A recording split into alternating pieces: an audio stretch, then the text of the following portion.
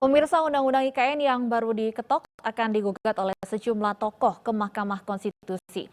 Salah satu yang akan menggugat adalah Ketua Presidium kami, Din Syamsuddin. Sidang, apakah rancangan undang-undang tentang ibu kota negara dapat disetujui untuk disahkan menjadi undang-undang? Setuju. Terima kasih. Setelah disahkan menjadi undang-undang dalam rapat paripurna DPR beberapa waktu lalu, Undang-Undang Ibu Kota Negara akan digugat ke Mahkamah Konstitusi oleh sejumlah tokoh. Di antaranya oleh Presidium Koalisi Aksi Menyelamatkan Indonesia, Din Syamsuddin. Din beranggapan pemindahan ibu kota tidak ada urgensinya terlebih dilakukan di tengah pandemi COVID-19. Wakil Ketua Komisi 2 DPR RI Saan Mustafa menyebut uji materi merupakan langkah yang tepat karena merupakan hak konstitusional warga. Saan menyebut pihaknya telah menyiapkan argumen untuk membuktikan bahwa Undang-Undang IKN tidak bertentangan dengan Undang-Undang Dasar 1945. Sementara terkait polemik pengesahan Undang-Undang Ibu Kota Negara ini, pihak istana pun angkat bicara. Tenaga ahli utama KSP Wandi Tuturong menyebut pembuatan Undang-Undang IKN sudah sesuai prosedur dan hampir disetujui semua fraksi kecuali Partai Keadilan Sejahtera. Untuk menggugat Undang-Undang IKN ke Mahkamah Konstitusi, para penggugat masih menunggu undang-undang tersebut diundangkan atau 30 hari setelah disahkan oleh DPR RI. Dari Jakarta, tim liputan iNews melaporkan. DPR terkait rencana gugatan Undang-Undang IKN ke Mahkamah Konstitusi sudah bergabung bersama kami mantan anggota Pansus RUU IKN Ahmad Baidowi. Selamat sore Pak Baidowi. Assalamualaikum Stefani.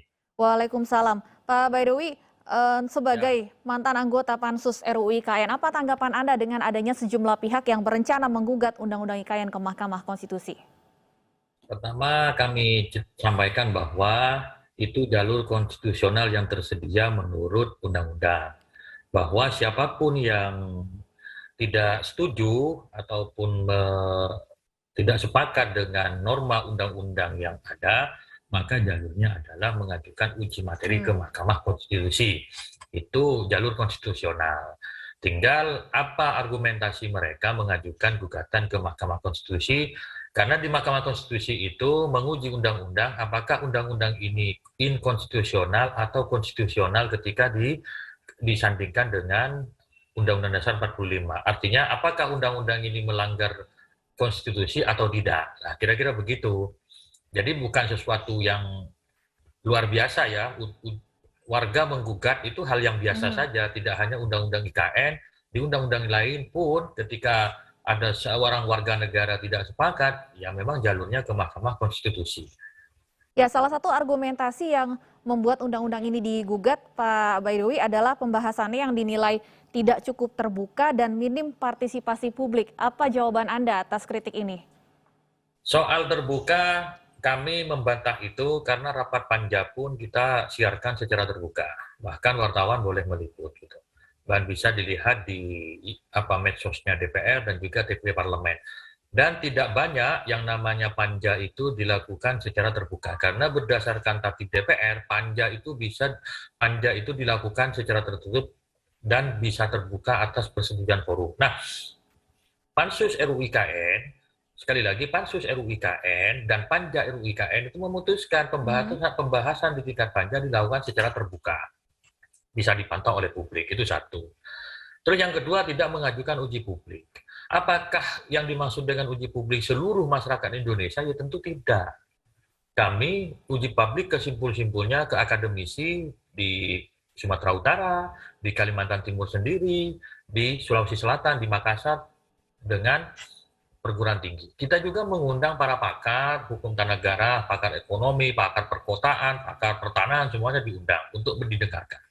Juga menerima aspirasi dari masyarakat Kalimantan Timur ketika berkunjung ke Jakarta. Termasuk juga ketika kita memantau lokasi tempat IKN yang akan dibangun, kita juga berdiskusi dan menerima masukan dari para stakeholder yang ada di Kalimantan Timur, yakni 100-an lebih elemen masyarakat yang tentu kita dengarkan. Termasuk juga stakeholder dari pihak pemerintahan, baik itu pemerintah daerah Kota Balikpapan, pemerintah daerah Penajam Pasir Utara, pemerintah daerah Kutai Kertanegara, dan juga pemerintah Provinsi Kalimantan Timur. rasa-rasanya itu tidak ada celah lah. Menurut saya, semua tahapan sudah kita lalui dengan benar sesuai dengan mekanisme yang diatur di Undang-Undang 12 tahun 2011, junto Undang-Undang 15 tahun 2019 tentang pembentukan peraturan perundang-undangan. Jadi tidak ada yang kami lewati satupun. Baik, satu hal lagi yang juga menjadi kritik Pak Baidowi adalah pembahasannya yang dinilai sangat cepat dan terburu-buru hanya dalam waktu 43 hari saja. Ya kan nggak ada larangan. Yang nggak boleh itu kalau kita tidak membahas dalam 1 hari pun. Baik, Karena kan nggak mungkin dalam 1 hari masih harus bamus, harus paripurna, terus belum dibahas, belum ditandatangani. Nah, di Undang-Undang P3 yang saya sebutkan tadi, Undang-Undang Pembentukan Peraturan Perundang-undangan, tidak ada keharusan undang-undang itu dibahas setahun, dibahas 5 tahun, dibahas baik, seminggu, itu tidak ada ketentuan yang mengatur baik, itu. Jadi bahkan ada undang-undang yang lebih cepat, baik, itu juga banyak gitu. baik. Baik, kita akan tunggu kelanjutan dari gugatan ini. Terima kasih Pak Ahmad Baidowi sudah bergabung bersama kami di ID Sore.